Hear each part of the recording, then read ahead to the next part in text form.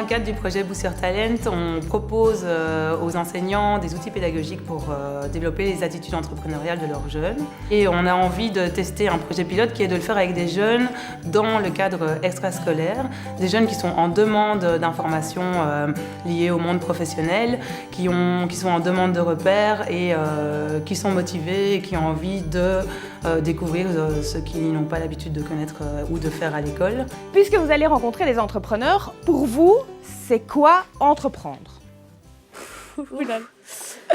L'entrepreneuriat, On sait pas en fait, on sait pas du tout c'est quoi. Donc, moi je dirais, quand j'entendrais entrepreneuriat, je dirais business.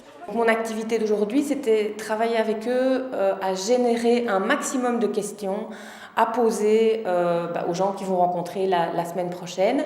Et donc moi, je le fais avec une petite technique d'animation qui fait que ce soit pas trop scolaire et qu'on les mette pas en rang et qu'on leur demande pas quelles questions avez-vous envie de poser, mais on anime ça de façon un petit peu plus dynamique. Et de fait, il y a beaucoup plus de questions qui sortent de ce travail-là. Stylé!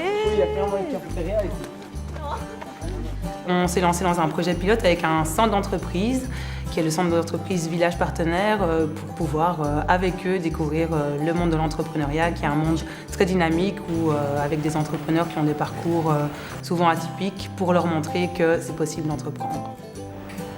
Comment vous avez fait pour créer votre entreprise? C'est plus des capacités humaines que des compétences de diplôme universitaire ou non universitaire. Je pense pas que ça soit ça qui soit important. C'est surtout une question de mentalité et de compétences humaines, en fait.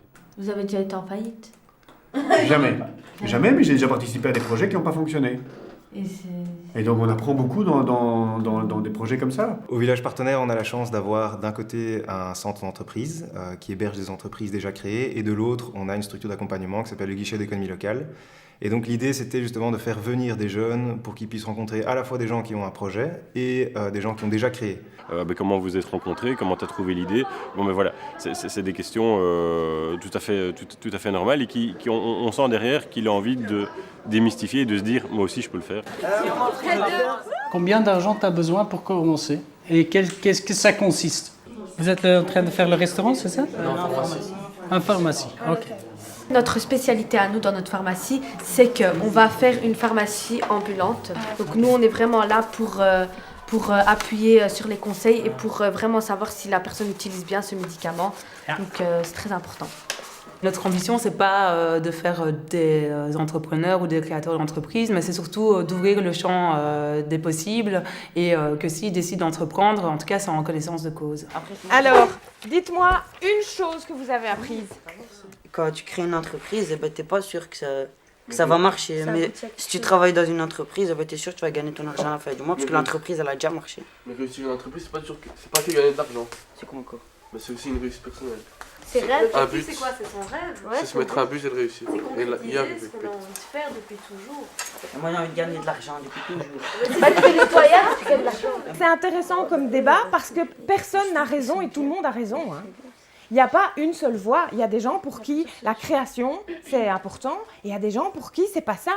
L'objectif, c'était de leur montrer des projets qui sont parfois proches de ce qu'ils ont envie de faire, parfois très lointains de ce qu'ils ont envie de faire, pour pouvoir leur montrer, pour qu'ils puissent comprendre par eux-mêmes ce qu'ils aiment et aussi ce qu'ils n'aiment pas. Si demain vous deveniez indépendant, si vous deviez créer votre entreprise, qu'est-ce que vous feriez à Saint-Josse? Notre projet, il consiste à ouvrir un café rien que pour les femmes ici à Saint-Josse, parce qu'on a constaté que la plupart des cafés contenaient que des hommes, alors on a décidé de faire un café pour les femmes.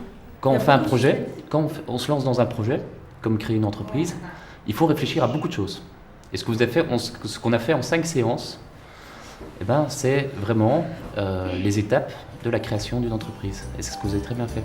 On a décidé de s'allier avec le Village Partenaire pour cette expérience. Et l'idée, c'est de pouvoir le reproduire avec d'autres jeunes, d'autres écoles et dans d'autres communes. Et on espère vraiment sensibiliser les entrepreneurs aussi dans cette démarche de développer et d'encourager la culture entrepreneuriale à Bruxelles.